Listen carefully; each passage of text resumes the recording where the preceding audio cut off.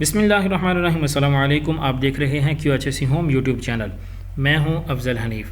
आज हम जिस टॉपिक के ऊपर बात करने जा रहे हैं वो टॉपिक बहुत ही इम्पॉर्टेंट है और डेली बेसिस पे कॉमन यूज़ होने वाला और हर एक को ज़रूरत पड़ने वाला टॉपिक है। तो हमारा टॉपिक है आज का अरामको सेफ्टी ऑफिसर्स की रिस्पॉन्सिबिलिटी।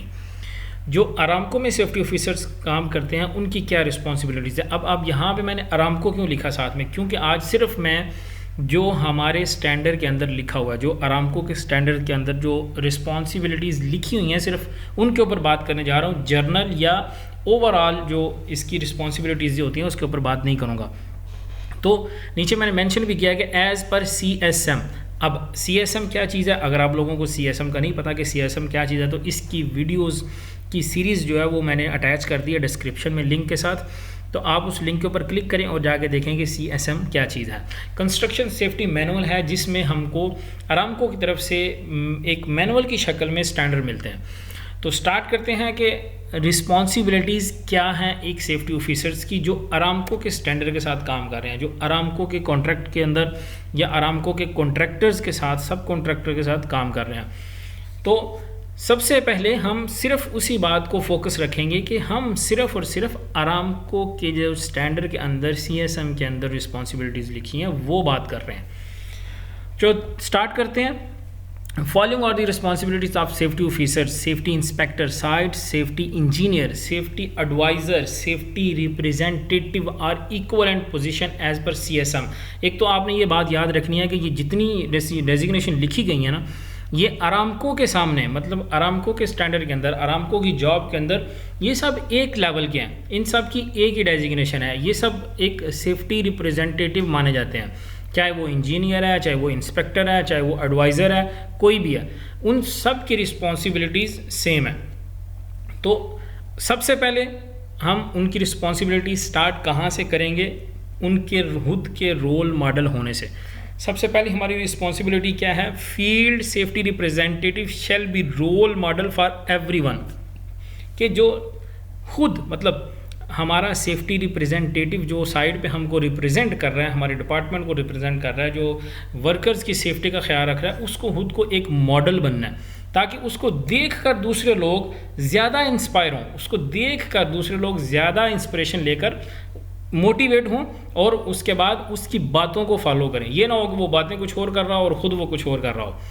उसके बाद द सेकंड नंबर है हमारा be empowered in writing by their management to stop their own activities if deemed to be unsafe.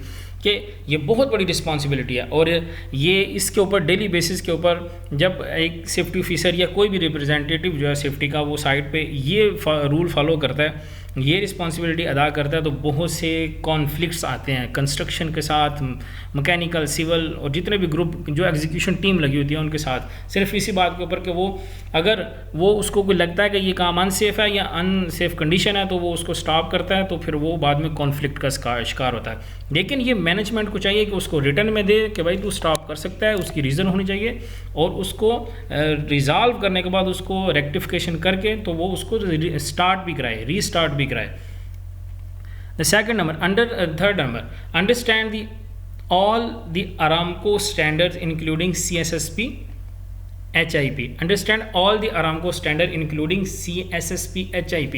अब CSSP, HIP आप लोगों को अगर पता है तो ठीक है, नहीं तो इसकी भी वीडियो डिस्क्रिप्शन में लिंक है, आप देख सकते हैं कि CSSP क्या चीज़ है और HIP क्या चीज़ है। तो HIP तो सिंपल चीज़ है, हैज़र्ड आइडेंटिफिकेशन प्लान है कि आपने जो भी आपकी एक्टिविटीज़ हैं उनको आइडेंटिफाई करना है, उनके साथ हैज़र्ड्स कौन से हैं और उनके कंट्रोल मेजर लगाने हैं। ये एक प्लान तैयार होगा जो कि हर जगह पर हर सेफ्टी ऑफिसर के पास होता है और उसको इसकी समझ भी आनी चाहिए, उसको ये पढ़ना भी चाहिए ताकि उसको अपनी एक्टिविटीज़ की समझ हो। उसके बाद है Aramco standards shall be communicated by safety representative to all man power. कि जो भी अरामको की तरफ से हमें रिक्वायरमेंट्स दी जाती हैं कि सेफ्टी की ये रिक्वायरमेंट्स हैं, ये स्टैंडर्ड हैं, ये रूल्स हैं, ये रेगुलेशंस हैं, सारी चीज़ें उसको कम्युनिकेट करनी है अपने वर्कर्स के साथ, तमाम मैन पावर के साथ, ताकि उनको भी पता चले कि ये किन स्टैंडर्ड के बेस पे हमको सेव कर रहा है। नेक्स्ट है जी, inspect the work place on daily basis and finding shall be communicated by site supervisor for rectification. कि उसको डेली बेस पे अपनी साइट को, बल्कि डेली बेस पे नहीं, रूटीन पे और कंटिन्यूस मॉनिटरिंग करनी चाहिए उसको अपनी साइट की, और उसकी फाइंडिंग्स लेनी चाहिए। और वो फाइंडिंग्स जो है वो उसको अपना जो साइट सुपरवाइज़र है उसको देनी है, ताकि वो रेक्टिफाई कर सके। साइट सुपरवाइज़र यहाँ पे कंस्ट्रक्शन एग्जीक्यूशन टीम का है, ना कि सेफ्टी सुपरवाइज़र है। यहाँ पे साइट सुपरवाइज़र लिखा गया है ताकि वो साइट सुपरवाइज़र उसको रेक्टिफाई कर सके। Report all the incident near misses unsafe acts and condition to the safety supervisor and foreman to correct the deficiencies. कि अगर कोई इंसिडेंट होता है, कोई नियर मिस होती है, अनसेफ कंडीशन या एक्ट होता है, तो उसको कम्युनिकेट करना है अपने सेफ्टी सुपरवाइज़र के साथ और साइट फोरमैन के साथ, ताकि वो दोनों उसके रिस्पॉन्सिबल हैं उसको रेक्टिफाई करने के। Be part of the safety meetings, safety drills and training sessions, कि हमेशा उसको अपना हिस्सा लेना चाहिए तमाम जो साइट पे ड्रिल होती हैं, या कोई अगर साइट में कोई ट्रेनिंग सेशन होते हैं या रिफ्रेशर ट्रेनिंग्स होती हैं, तो उसको उसमें हिस्सा लेना चाहिए। Take participation in incident investigation to derive root cause and avoid reoccurrence, कि उसको हमेशा इन्वेस्टिगेशन, कोई भी अगर कोई एक्सीडेंट हो जाता है, तो इंसिडेंट होता है, तो उसमें उसकी इन्वेस्टिगेशन में उसको हिस्सा लेना चाहिए, ताकि रूट काज निकाले और उसको भी पता चले कि क्या हुआ था, ताकि नेक्स्ट कोई ऐसी चीज़ वहाँ पे ना हो सके। तो ये थी सेफ्टी ऑफिसर की रिस्पॉन्सिबिलिटीज़ जो CSM में लिखी गई हैं, जो अरामको स्टैंडर्ड में लिखी गई हैं। हमने सिर्फ वो ही पढ़ी हैं।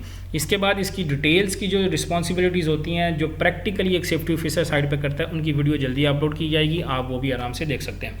तो सब्सक्राइब करें, शेयर करें और दूसरों को ज़रूर इसका हिस्सा बनाएं, ताकि सब लोग इसको जान सकें, ये नॉलेज हासिल कर सकें। मिलते हैं एक नई वीडियो को। अल्लाह हाफिज़।